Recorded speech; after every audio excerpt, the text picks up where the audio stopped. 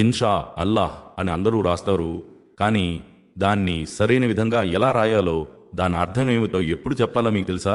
చివరి వరకు చూడండి, ఎందుకంటే దీనిని ఎలా చెప్పాలో ఖురాన్ స్వయంగా మనకు బోధిస్తుంది. సరైన వ్రాత ఇన్షా అల్లాహ్. దీనిని 3 నిర్వేరు పదాలుగా రాయాలి. In plus Shah plus Allah.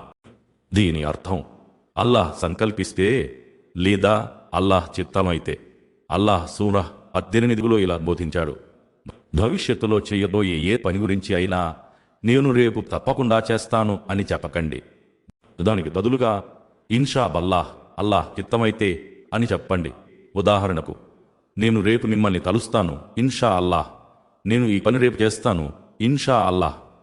అయితే ఇప్పటికే పూర్తయిపోయిన పనుల గురించి ఇన్షా అల్లాహ్ అనకూడదు. అలాగే దువా చేస్తున్నప్పుడు కూడా అల్లాహ్ నీవు ఇష్టపడితే నాకు ప్రసాదించు అని చెప్పకూడదు. దానికి బదులుగా పూర్తి విశ్వాసంతో, దృఢనమ్మకంతో అల్లాహ్ను ప్రార్థించాలి. మరొక విషయం ఎప్పుడూ గుర్తుంచుకోండి, ఇన్షా అల్లాహ్ కాదు, ఇన్షా అల్లాహ్ అని రాయాలి, చదవాలి.